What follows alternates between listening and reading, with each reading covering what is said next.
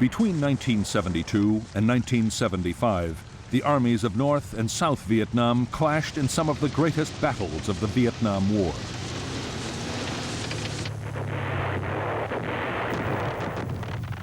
Twice in 3 years, the government of the North launched full-scale attacks against the American-backed South.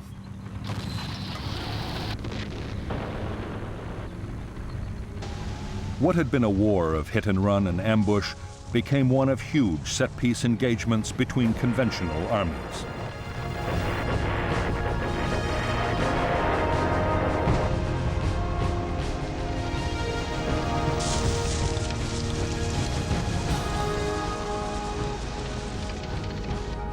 The South Vietnamese army, backed by American air power, repelled the North's first onslaught.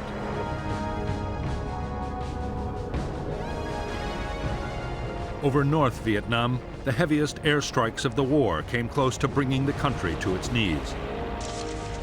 But the North's second great offensive proved unstoppable.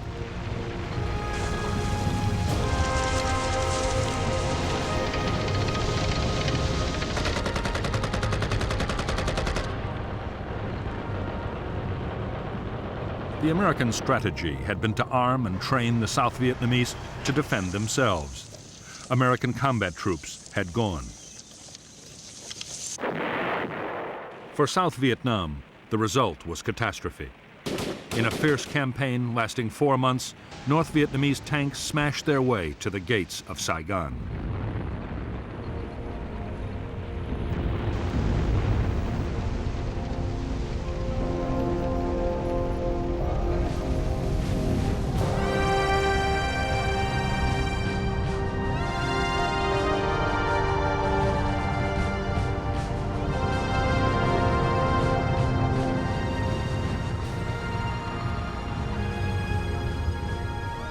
Hanoi's strategy for 1969 was to keep up the pressure in South Vietnam. While negotiations were going on in Paris, they meant to improve their position on the battlefield.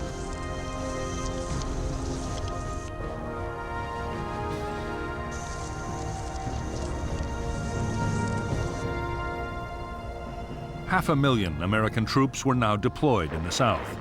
In February 1969, in an echo of the Tet Offensive the previous year, their bases were the targets of a major Viet Cong offensive. 1,140 Americans died. The newly inaugurated President Richard Nixon and his national security advisor Henry Kissinger immediately ordered retaliation. American B-52 bombers dropped 500,000 tons of bombs on Viet Cong base areas along the Vietnam-Cambodia border in a secret campaign codenamed Menu. Congress was not informed, and the flight logs and target destinations were falsified to hide the fact that the bombs were falling on Cambodia, a neutral country. At the same time, U.S. and South Vietnamese troops began to advance towards the Cambodian border.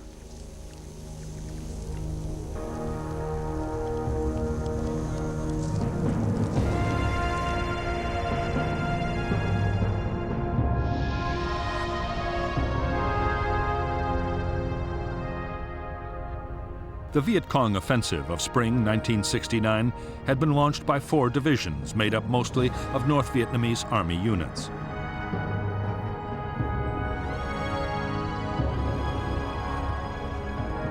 After bitter fighting, the NVA battalions pulled back.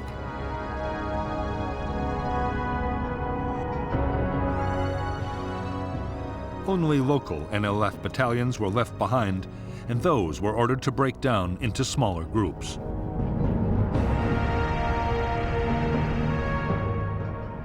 In turn, big American units were also broken down and spread out over a wider area of countryside.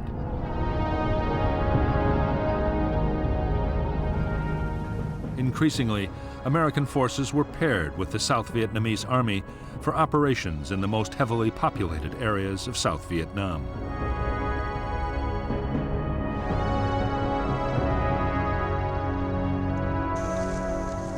In April 1969, a gruesome benchmark was reached which added to the pressure for Vietnamization. U.S. combat deaths surpassed the 33,629 men killed throughout the Korean War. Increasingly, the U.S. felt it had to ensure that the South Vietnamese army would take control of the war for themselves. The American plan was to help the South Vietnamese government regain control over vast areas of the countryside.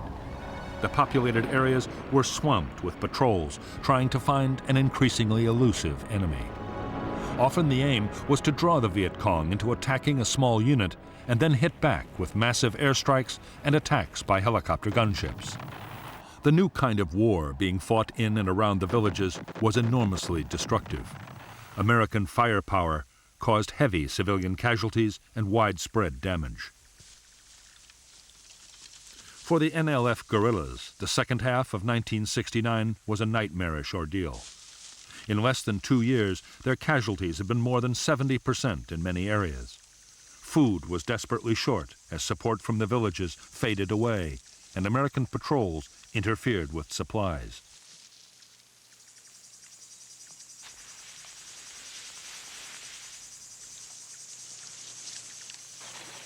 Meanwhile, the Phoenix program, a campaign run by the American Central Intelligence Agency and staffed by American and South Vietnamese soldiers, killed up to 40,000 people suspected of being NLF sympathizers.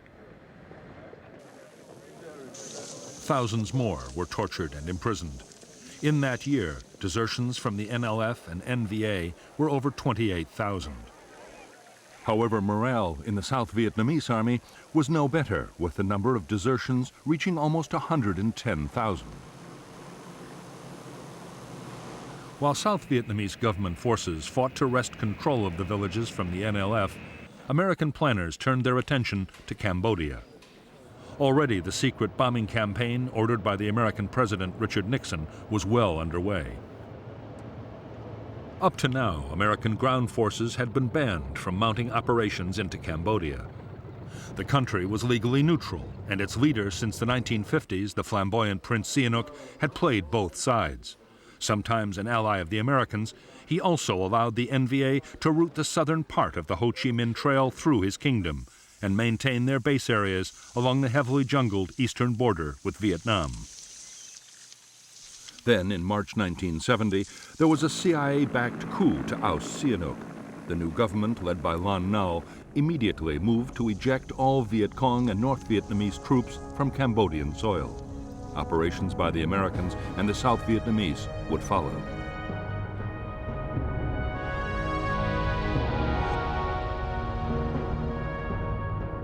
The Viet Cong base areas inside Cambodia were attacked from the west by the Royal Cambodian Army. North Vietnam quickly diverted army units to defend them.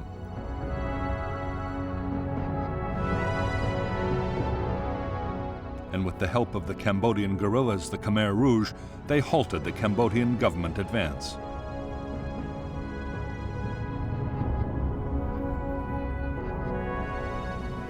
Meanwhile, the Americans and the South Vietnamese had deployed powerful forces on their side of the border.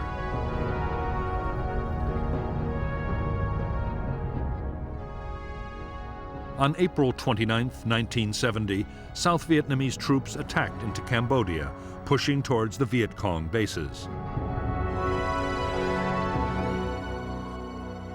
2 days later, the U.S. force of 30,000, including elements of 3 U.S. divisions, mounted a second attack.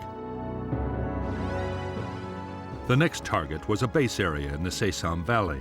Soon after, more assaults were mounted further south.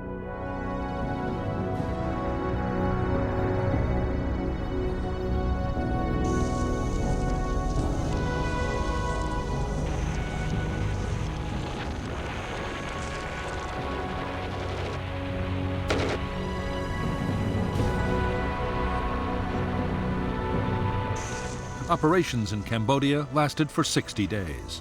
American and South Vietnamese troops uncovered vast jungle supply depots. They captured 28,500 weapons, as well as over 16 million rounds of small arms ammunition and 14 million pounds of rice.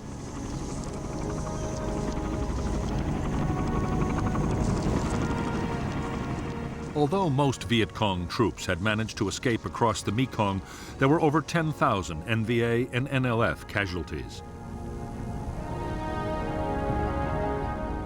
However, when the South Vietnamese commander was killed in a helicopter crash, his forces withdrew.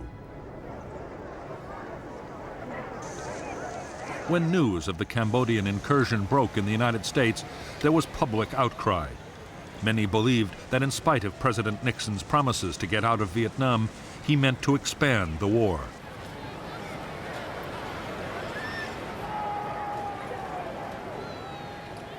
Protests erupted at universities all over the country. On May 4th, 1970, at Kent State University in Ohio, National Guardsmen shot 4 students dead.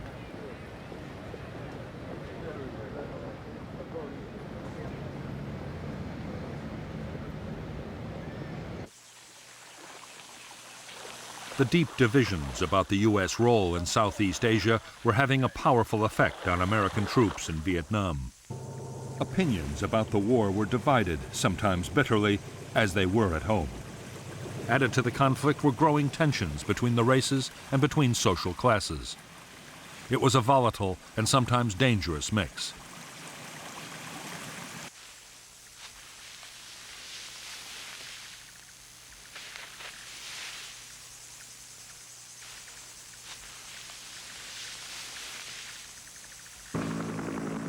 By now, there were few career sergeants and officers still to serve their tours in Vietnam. Down to Romeo, we can move back down to the Whiskey on the Romeo and make a 3-shipper in a hurry. Much of the burden of maintaining discipline was falling on newly promoted and often inexperienced leaders. Between 1969 and 1971, the U.S. Army would record more than 700 attacks by troops on their officers. 83 officers were killed and almost 650 were injured. Many attacks were by fragmentation grenades rolled into the victim's tent, a practice known as fragging. The whole discipline problem was aggravated by widespread drug abuse.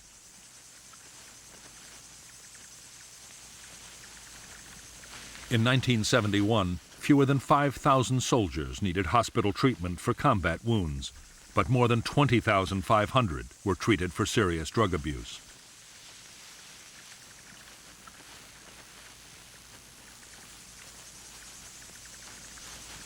By this time, it was plain to most soldiers that the United States would pull out of Vietnam.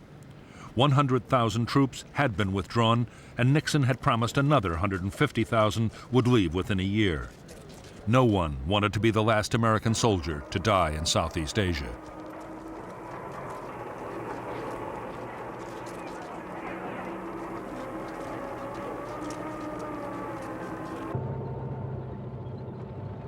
By the end of 1970, North Vietnam had replaced many of the losses suffered in the fighting of the previous year. Their leaders were intent on launching a new campaign, and floods of men and supplies were being sent down the Ho Chi Minh Trail through Laos and Cambodia to South Vietnam.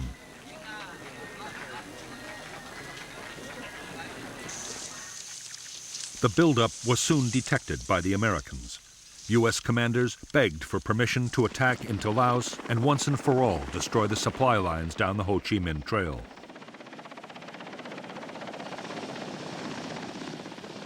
Their hopes were quickly dashed. The U.S. Congress banned any American ground operations beyond the borders of South Vietnam.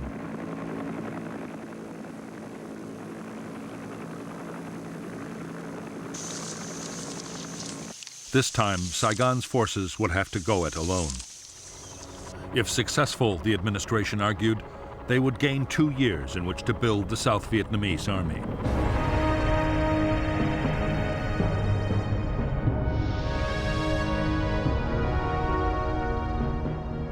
The South Vietnamese attack into Laos was codenamed Operation Lam Son 719. The offensive opened with the U.S. Army's 24th Corps clearing Route 9 to Khe Sanh.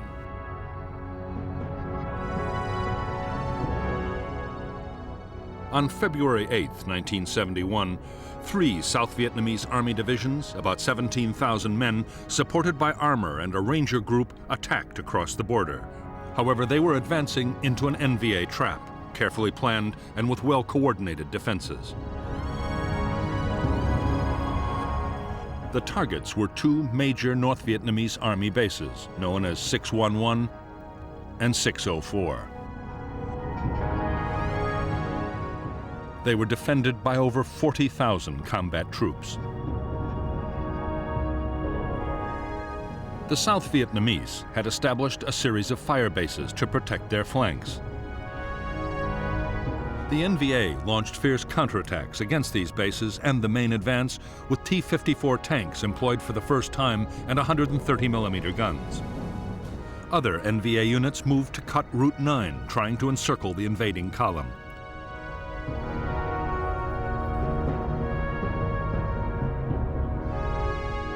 Two South Vietnamese battalions were eventually airlifted into Tec Pan.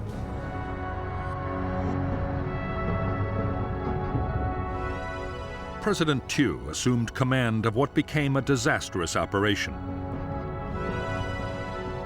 And on March 8th, he ordered a retreat. It became a rout.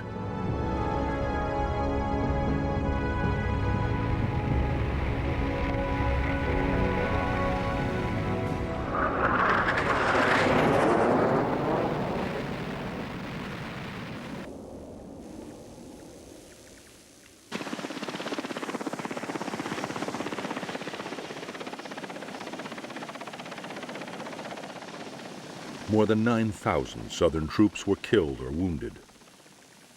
They lost 2/3 of their armored vehicles, and large numbers of helicopters and planes were destroyed or damaged.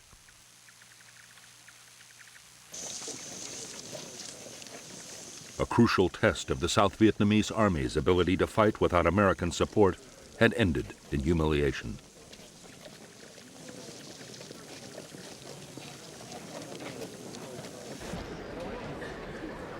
Although the North Vietnamese had crushed the southern offensive, they too had suffered casualties. Defending their bases in Laos and in Cambodia the year before had cost thousands of dead and many vehicles and guns destroyed. Viet Cong units were now ordered to avoid major actions while they rebuilt their strength.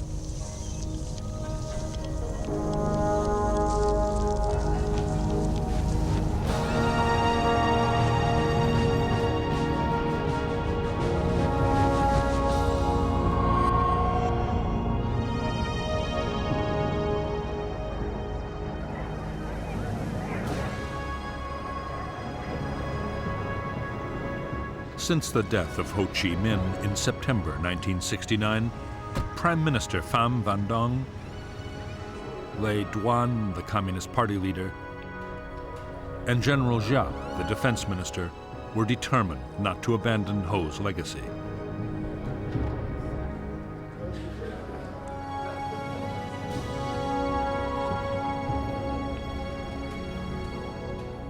The struggle to reunite North and South Vietnam would go on, whatever the cost.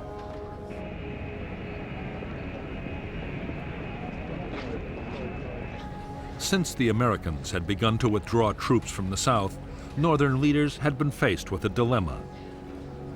Should the North wait to mount another major offensive until after the Americans had gone, or should it keep up the momentum?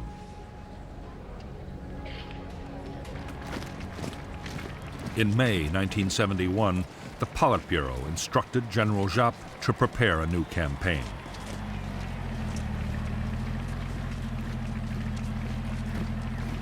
For some time, the North's strategy had been to fight and negotiate at the same time. Talks with the Americans and the South Vietnamese had been going on in Paris, but there was no progress.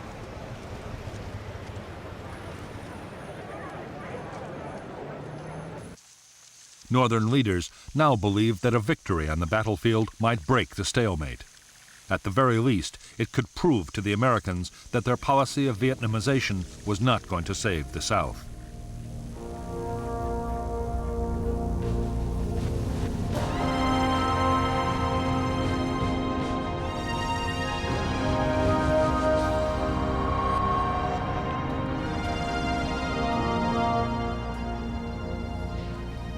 Although the U.S. President Richard Nixon believed that Vietnam was damaging the United States at home and abroad, he was not prepared to make peace at any price.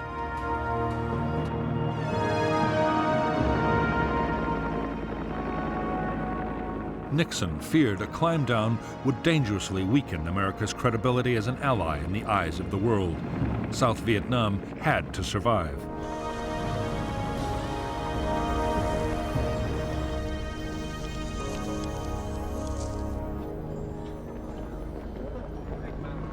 As well as the formal peace negotiations in Paris, there were also secret meetings between Henry Kissinger, Nixon's national security advisor, and the North Vietnamese.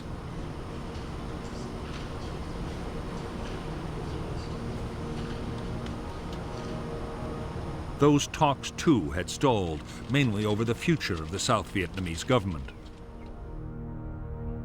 The North was insisting that President Nguyen Van Thieu be replaced and that a new government include the NLF. As for Thieu himself, his great fear was that to end the war, Nixon meant to do a separate deal with Hanoi.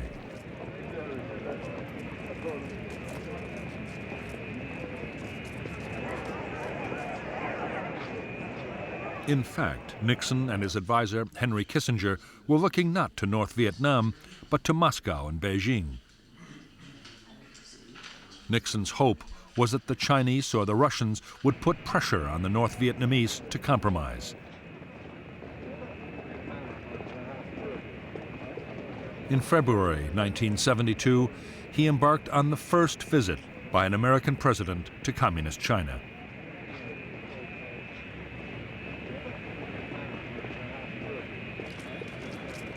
Now that U.S. troops were withdrawing from Vietnam, China's leader, Mao Zedong, increasingly favored an end to the war.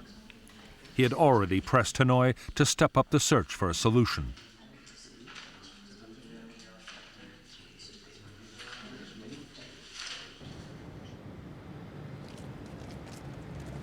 Neither Nixon nor his advisors were aware of it, but because of centuries of mistrust, North Vietnam had no intention of listening to the Chinese.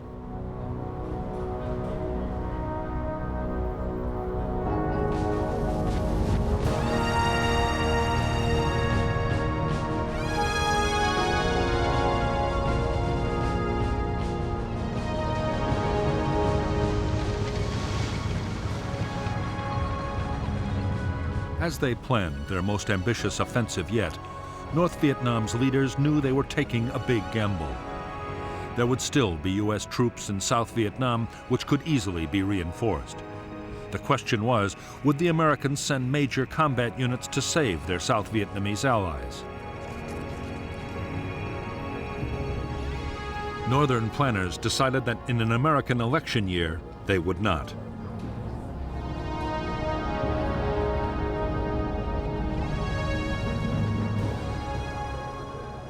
The success of the coming campaign would depend on assembling huge quantities of weapons and supplies.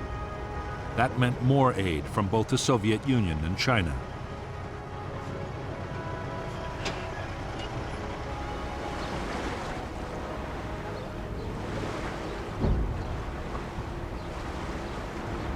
Although by now both superpowers were reluctant supporters of the war, neither was prepared to lose influence to the other.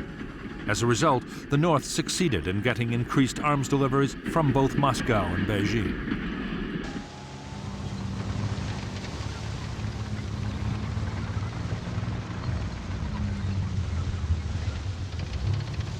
More than any offensive they had launched before, this one would depend on speed and mobility. For the North, it would be a new kind of battle, using tanks and artillery to smash through enemy lines. The plan foresaw 3 major armored thrusts slicing deep into South Vietnam.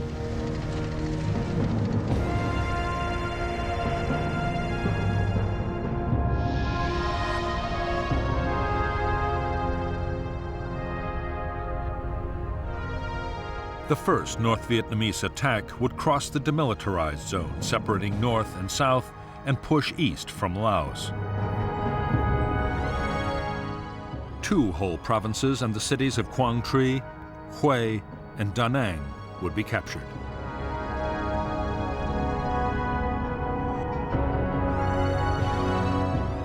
The second thrust would attack through the central highlands to the coast at Quy Nhon.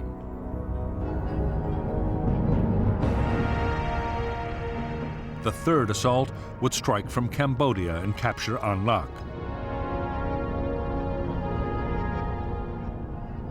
There, a provisional revolutionary government would be established for the south. If resistance was still light, units would press on and capture the capital, Saigon.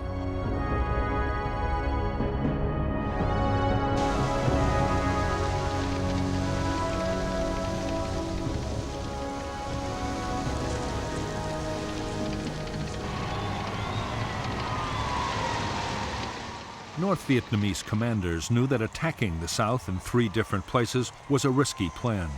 In none of the attacks would they have an overwhelming superiority of troops over the enemy. However, General Giap believed that multiple thrusts would keep the South guessing about what might come next. Southern units would be forced to stay on the defensive, isolated and scattered. Giap could then defeat them division by division.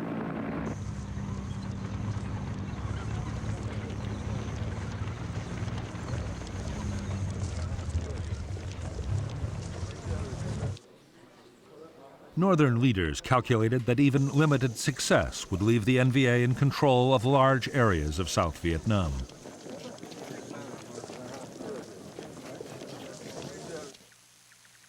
The NLF would then be able to re-establish political control over the countryside. Such gains would be a serious challenge to the Saigon government. At the same time, the North's bargaining position in future negotiations would be improved dramatically.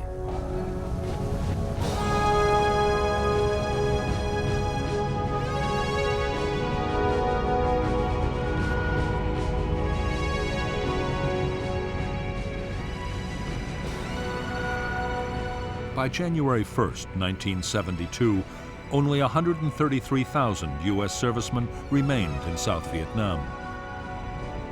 2/3 of American troops had gone in 2 years. Australian and New Zealand contingents were also about to leave, and South Korean forces had already begun to return home.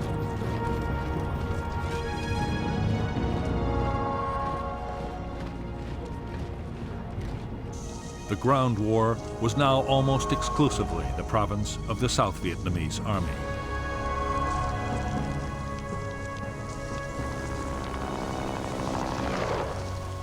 As Vietnamization had gone on, U.S. field commanders had been under orders from Washington to keep American casualties down.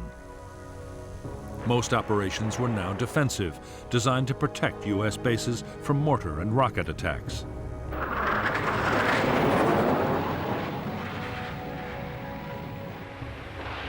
American air power was also being used in a different way. U.S. fighter bombers were still mounting vigorous attacks on the Ho Chi Minh Trail in Laos. More than 70,000 sorties in 1971.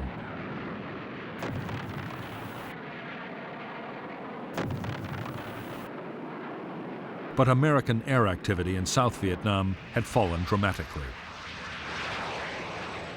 There, the South Vietnamese Air Force was expected to look after most ground support operations.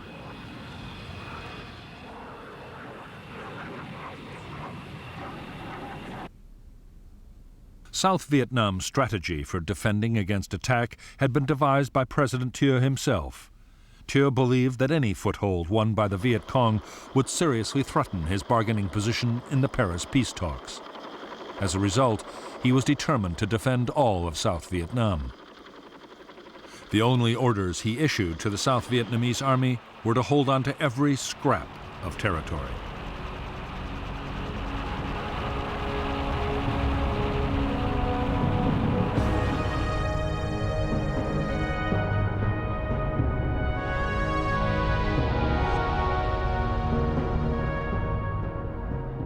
The front line of the South Vietnamese Army's defense was a string of forts and outposts along the borders. Behind the forts were the Army divisions, but each was responsible only for the defense of territory around its own base.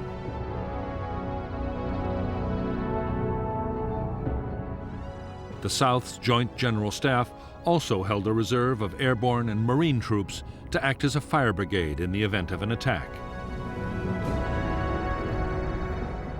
The defense would be backed up by American strike aircraft, U.S. carriers in the Gulf of Tonkin, and B-52 bombers.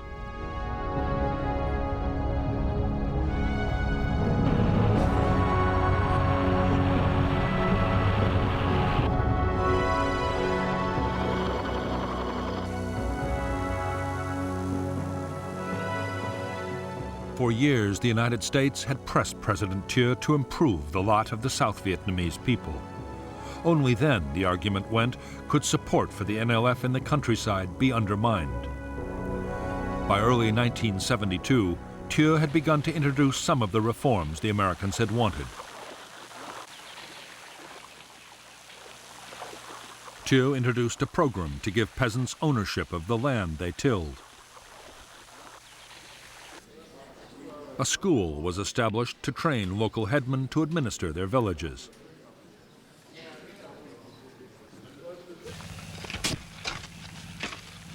Recruitment to local self-defense militias was stepped up. Thieu's hollow boast was that 97% of all hamlets and villages in the South were under government control.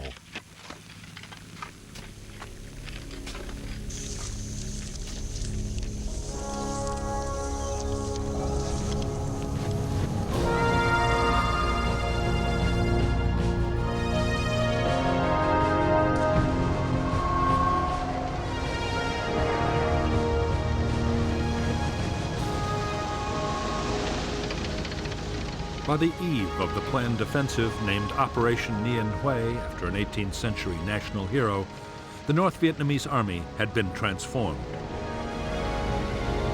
It now had fully equipped armored regiments. Artillery forces had been strengthened.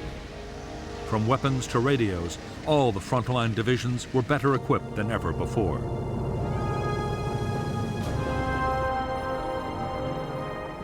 The port of Haiphong was still jammed with Soviet shipping delivering military supplies.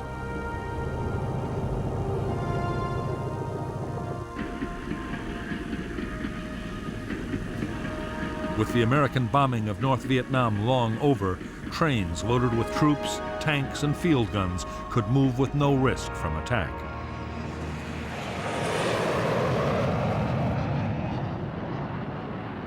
The North Vietnamese Air Force had more than 200 jet fighters which patrolled energetically over southern North Vietnam.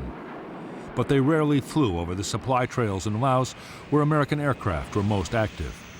Nor would they play any direct part in the planned offensive.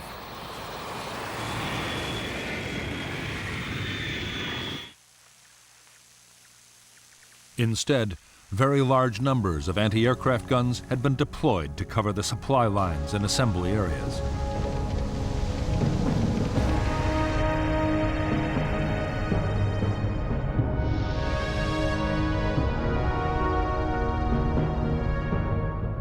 Above the demilitarized zone, General Giap deployed 2 divisions, including the elite 308th and 3 independent infantry regiments.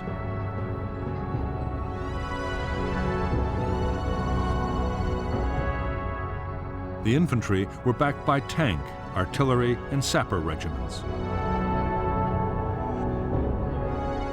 Another division was poised in Laos, opposite the former U.S. base at Khe Sanh.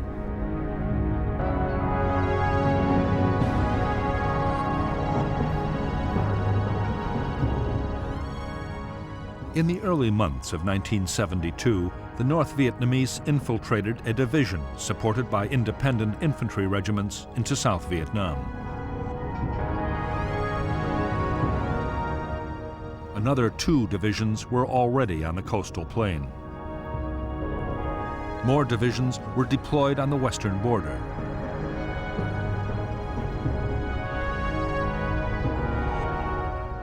Further south, another formation threatened the Mekong Delta.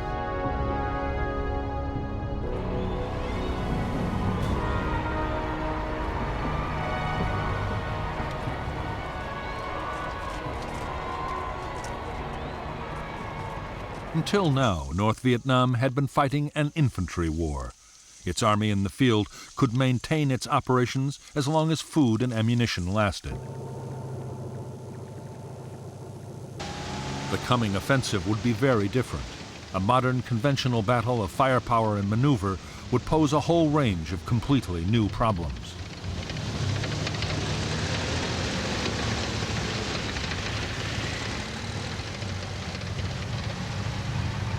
The 125,000 men now massing on South Vietnam's borders would be going into battle alongside over 600 tanks, a bigger army than General Patton had commanded in World War II. The tanks would consume huge quantities of fuel and ammunition. The infantry would have to keep up with the armor, and that meant large numbers of trucks. The battle would move fast, putting strains on the communication and command systems unlike anything the Army had met before.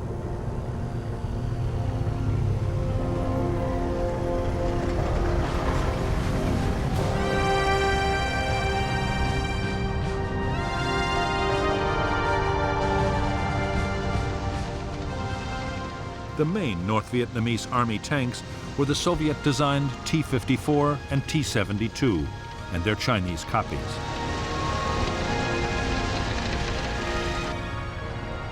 They were armed with a powerful 100mm gun and were highly robust vehicles, easy to maintain on the battlefield.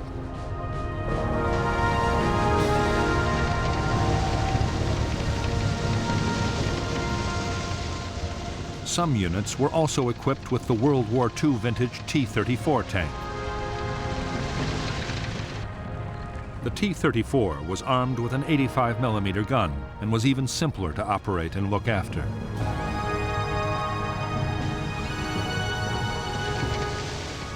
Like the T-55, it could fire either armor-piercing or high-explosive shells.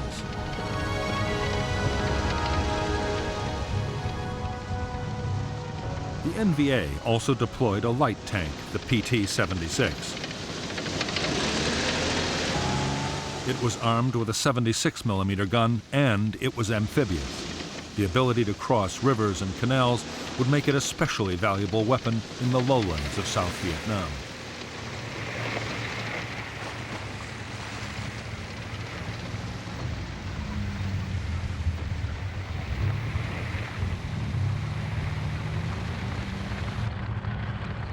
North Vietnamese artillery ranged from the superb Soviet-made 130mm field gun to rockets and mortars of every size.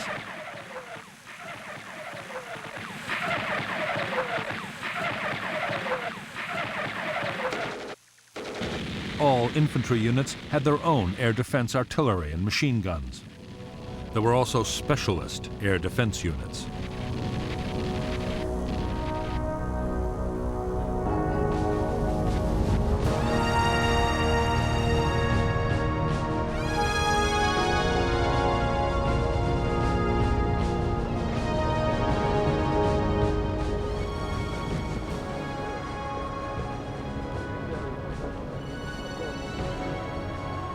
In 12 years of war in South Vietnam, Laos, and Cambodia, Viet Cong forces had suffered appalling losses.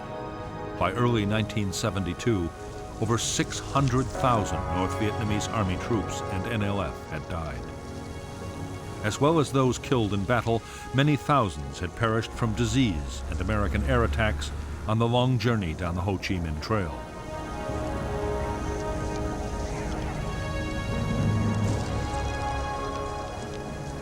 In North Vietnam, a severe manpower shortage meant the gaps in the NVA's ranks were not being filled. In the 3 months before the spring offensive, every male between the ages of 14 and 45 was called up. For the first time, the ranks of draftees even included the relatives of senior party officials.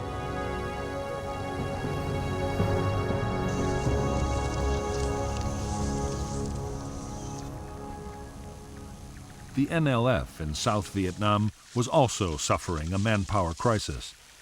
Saigon government troops and officials seemed to be everywhere, making it difficult for NLF recruiting teams to operate. Even the ranks of local guerrilla units were being boosted by North Vietnamese regular troops.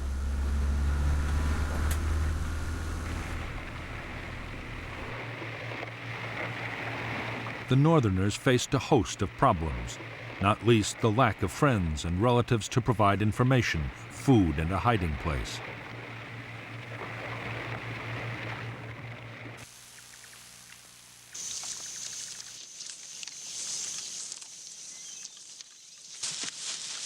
The ever-increasing dominance of the North Vietnamese over the NLF was causing real tensions in Viet Cong units. Many NLF members believed the North no longer saw them as equal partners. There was a growing fear that once victory was achieved, Northerners would simply take over the South. In every unit, political officers worked hard to ease friction between NVA troops and their Southern comrades.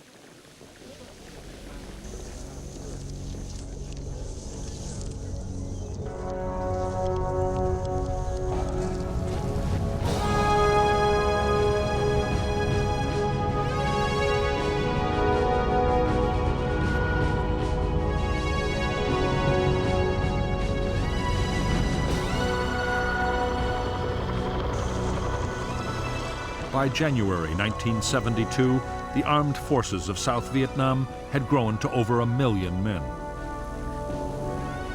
The Americans' Vietnamization program was in full swing, with a massive equipment and training effort.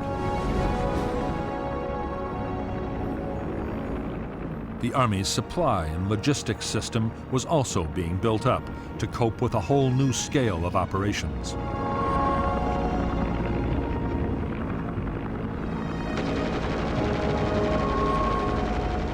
Where once the South Vietnamese had been expected to get by on World War II surplus, the Americans were now providing advanced weaponry.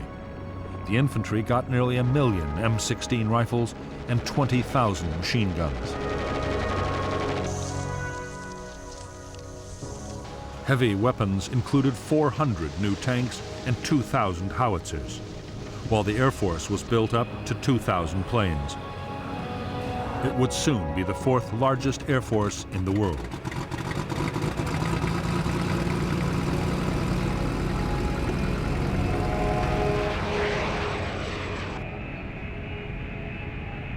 Transforming the South Vietnamese Army into a modern fighting military machine was not proving easy.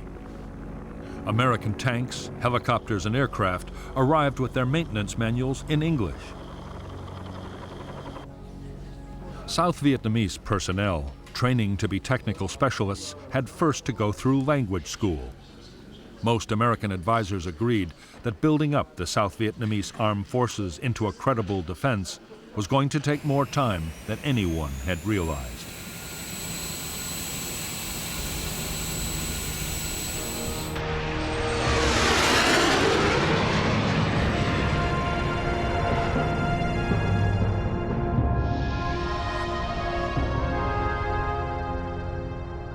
South Vietnam was divided into 4 military regions, each the responsibility of an Army corps.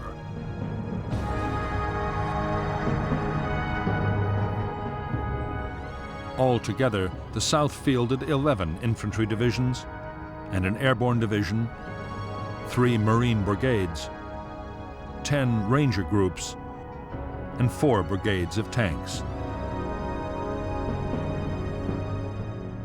The Air Force deployed 9 squadrons of combat aircraft, 14 of helicopters, and 3 air transport squadrons.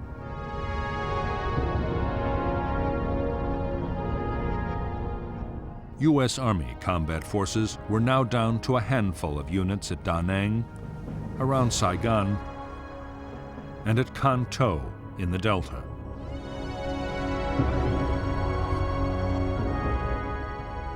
The Air Force also had 2 tactical fighter wings, a reconnaissance wing, and a B-52 wing in Thailand.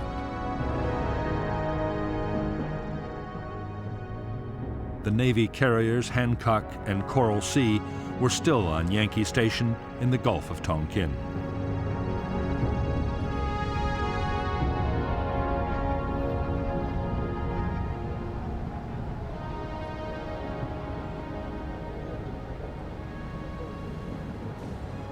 By early 1972, many of the 133,000 U.S. ground troops in South Vietnam were occupied closing up bases and preparing to withdraw.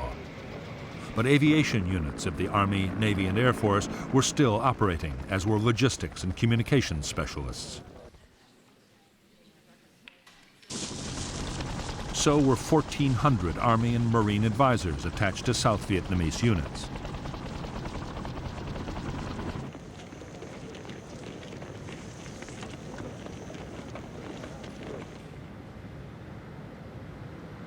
In spite of American protests, most of the South Vietnamese Army's infantry divisions were static defense forces. Their orders to hold territory at all costs meant that they had little incentive to use their new armored vehicles and helicopters. Nor were they developing the skills to fight fast-moving offensive battles.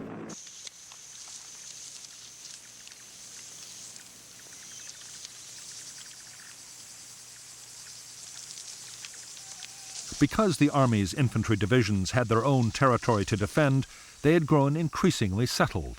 The divisional bases were soon surrounded by shanty towns as soldiers' families set up home close by.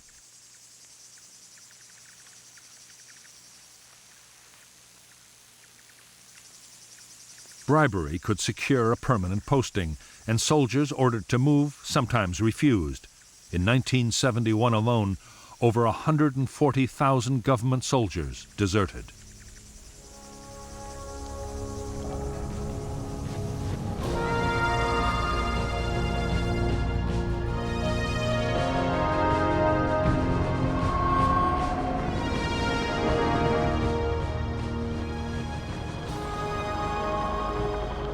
In the battles ahead, Southern forces would be faced with large North Vietnamese armored formations for the first time in the war.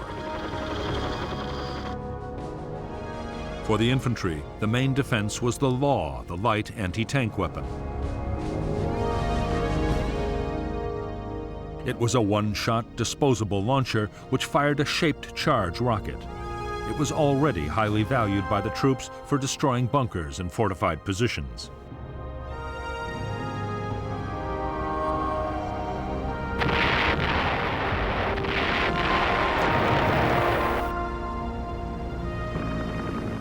It was the Americans who still had the most mobile and powerful anti-tank defense. The TOW was a wire-guided anti-tank missile, often mounted on a helicopter gunship. It had a range of more than 3,000 meters and was highly accurate.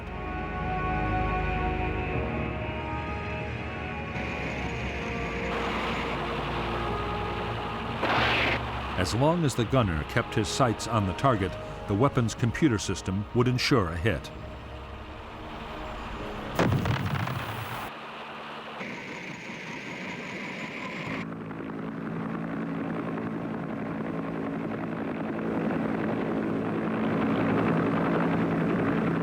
The most effective helicopter gunship in American service was the Huey Cobra.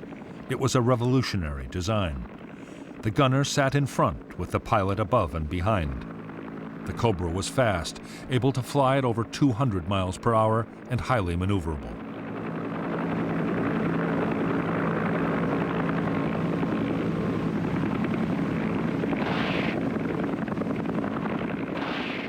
It could carry a devastating array of weapons: miniguns, automatic grenade launchers, a multi-barrel 20mm cannon, and 76 rockets.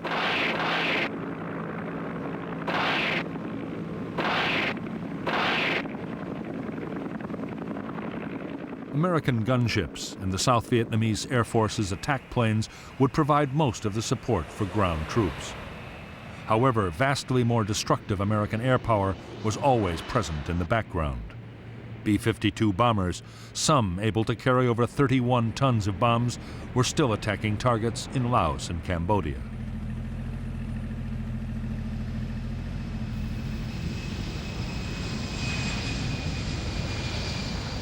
The Americans also had the most advanced supersonic strike aircraft in the world.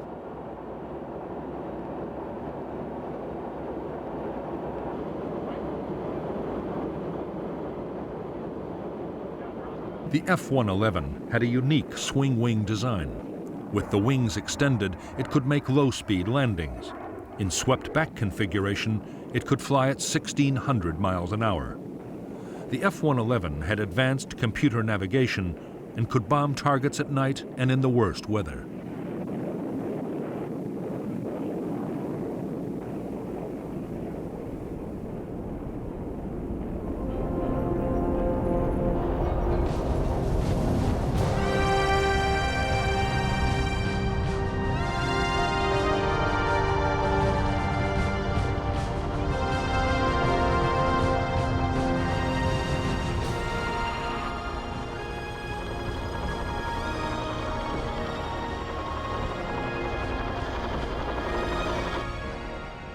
Most major South Vietnamese Army units still had American military advisors.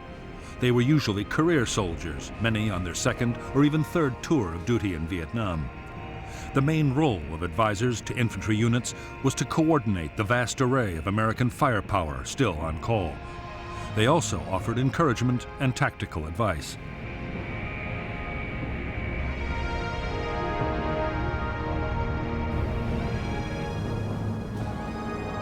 In some units, the advisor's presence had an unforeseen drawback. Many South Vietnamese field commanders came to rely heavily on the Americans' military skills.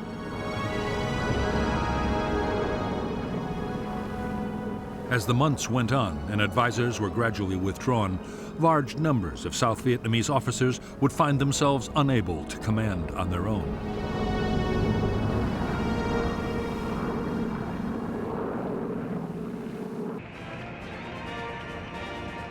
For years, one of the biggest American complaints about their allies was the way promotions were awarded in the South Vietnamese Army.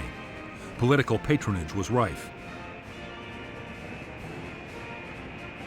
The social connections of senior officers were far more important than their professional competence.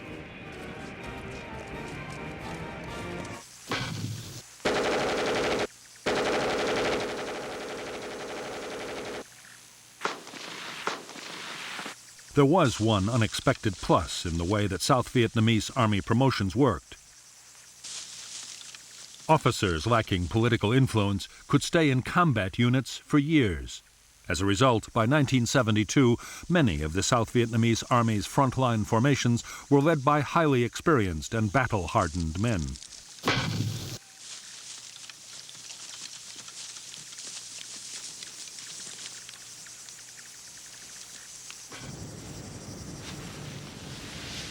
Amongst the many problems besetting the South Vietnamese armed forces, poor training was one of the worst.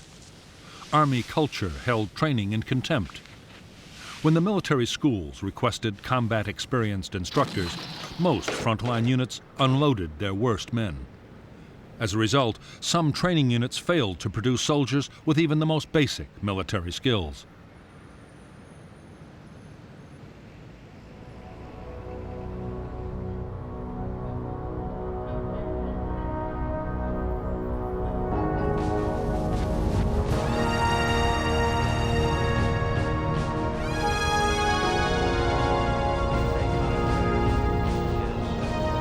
President Nixon meant to follow his triumphant visit to China by next going to Moscow.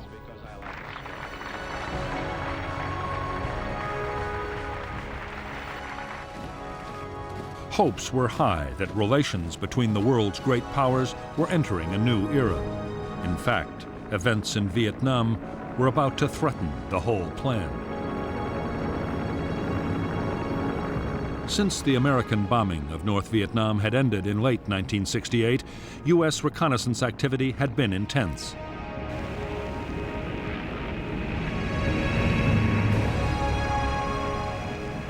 As well as conventional reconnaissance planes, the Americans deployed the top-secret Blackbird. The SR-71 could fly at 2,000 miles an hour and operate at 70,000 feet, well above anti-aircraft defenses.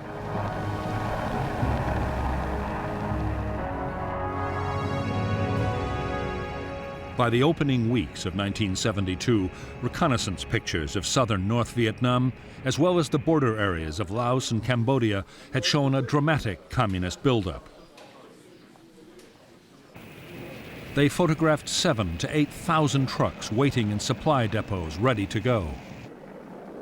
The American response was to launch heavy airstrikes against the troop concentrations. U.S. intelligence believed the North Vietnamese blow would fall before the end of January 1972. When the month passed without incident, Saigon relaxed its vigilance. Senior South Vietnamese officers hoped that the preemptive airstrikes and the increasing strength of the army had forced the North to think twice.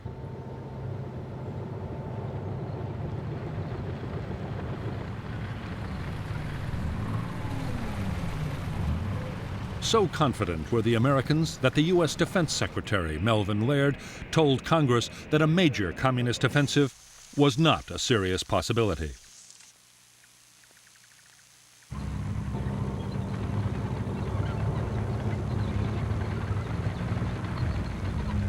Only 5 weeks later, he would be proved shockingly wrong.